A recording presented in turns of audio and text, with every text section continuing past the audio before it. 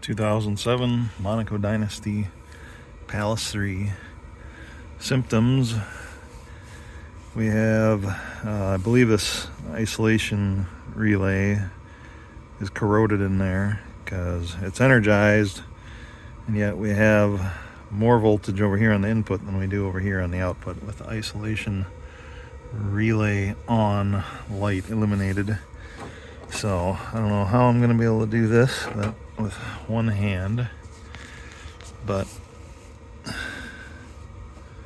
go to ground up here. Now let me see if I can somehow get this. Alright, so the input side on the right down the bottom is 13.7 volts. Now I'm going to go to the right terminal, 12.46 volts. So it's not coming through. The relay's energized, but there's no power coming through it. So I'm assuming those, either the that little,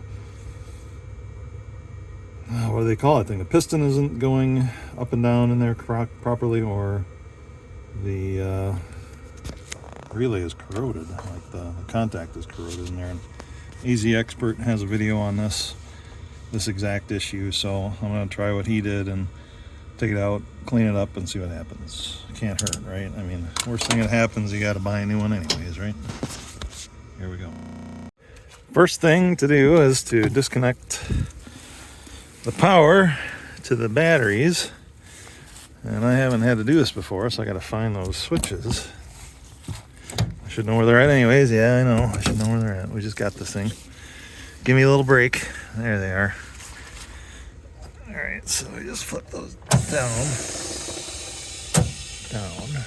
Oh, it sounds like the air system is inflating the airbags. Interesting. Okay, don't know what that's all about. Somebody can maybe explain it to me. Something to do with the auto leveling, I'm sure. Alright, now we should have no power here. Just to verify it. Alright, how did I do that before? Ground. That's the wrong lead, doesn't matter. It would just read negative, but whatever. Alright, got ground. Power reads 0.1 on the other side. Where is it? 0. Alright. It's de-energized. Not like there's really a lot of ways, I guess, you can put this thing back together incorrectly, but these are, doesn't matter which side you put them on. So you got two inputs on the right leg and a bus bar, and then you got two bus bars and the left leg going into the other terminal. I just broke into this thing, and what do you suppose the odds are that that was the problem? Here's the issue. When you take this apart, instead of just yanking it off, you gotta undo these little terminals here and free them, because they're on a very delicate piece of wire for the coil winding. So if you don't take those off, and sometimes they're stuck, like those little holes got melted a little bit or something, but you got to push these through the bottom before you go cranking this thing off of there. Otherwise you're going to break those wires, and that's the end of the game. That's a $250 part on Amazon right now. So I'm going to clean those up just like AZ Expert did, and I bet I'll do something at least, who knows what, but this isn't going to work. Just use a little Dremel wire wheel to see what was underneath there, and it looks like there's two raised points on there, so I'm gonna hit that with a little bit of emery cloth and see what happens with that. So I hit the one on the right with some emery cloth, and it cleaned up pretty well. However, James over there at AZ Expert said that he didn't want to loosen these because he was worried that it was going to be melted a little bit, and I can see why he's worrying about that, because it was melted just a little bit and really tight. But these both came loose really easily, and they're going to come out of there, so I'm going to clean them up outside of the cap. So yeah, both these popped out really easily. There's like a silicone washer, and then that was what was holding it in on this side. So there's nothing to worry about taking those out of there. They come out super easy if anybody else wants to do this. Over at Ye Old Harbor Freight, 3M Scotch-Brite disc. Let's see what happens.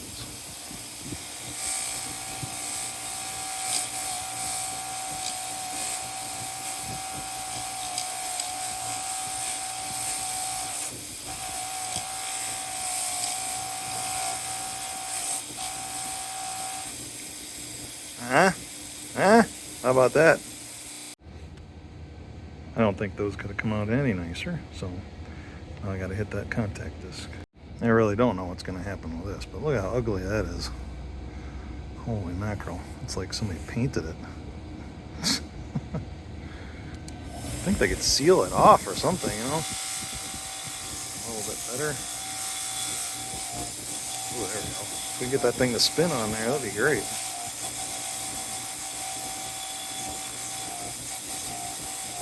I can get the edge. There we go.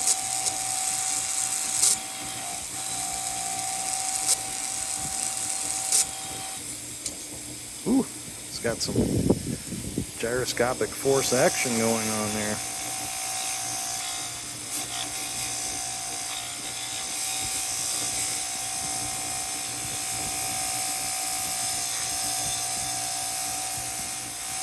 Anybody who doesn't have one of these Harbor Freight buffer things with the Scotch-Brite wheels, you're missing out, I'm telling you. This is probably one of the most handy things that I own in my shop. Well, now that spring came off. Hopefully that just sits on top of there, but that's cleaning up pretty nicely, I would say.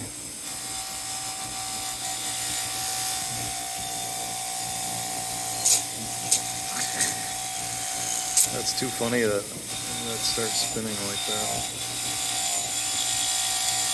Kind of love it.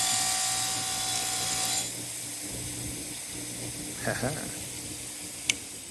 I did a little more touching up on it after I put the camera down, and there's the final product. Pretty not bad, huh?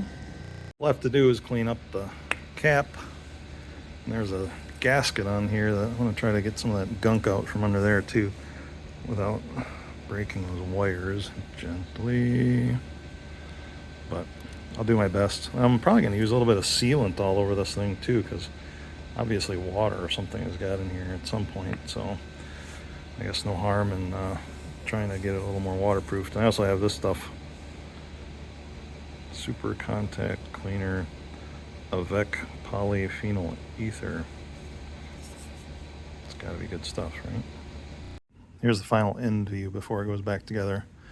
Just a couple drops of that protectant on both the disc and the terminals, and put her back together. I use just the tiniest little bit of this weather strip adhesive underneath the gaskets here, because they seemed like they weren't fitting absolutely watertightly anymore. So the other ones, I noticed that go in there, what was causing these terminals to not want to come out are their little silicone gaskets. So that's what's causing those things. It's not melted at all. It's just seemingly hard to pull through that silicone. So I took the other one out too, so it'd be easier to feed those through, then I'll put it together again.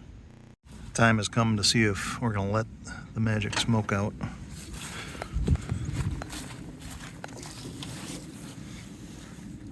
Click, click. Something clicked over here, huh? I heard a click. And it's the ISO relay on. So, what do we got? Voltages. Bear with me while I get ground and figure out how to hold this thing again. Try to prop this thing up a little better here this time. Alright, positive lead. Work with me. Alright. So, right side was 13.7 before. It's 13.7 now. Left side. Oh boy, I lost my ground too. Where is it? There. And look at that now. 13.7 on the other side. By Jove, I think we've done it. Saved 250 bucks. Not bad.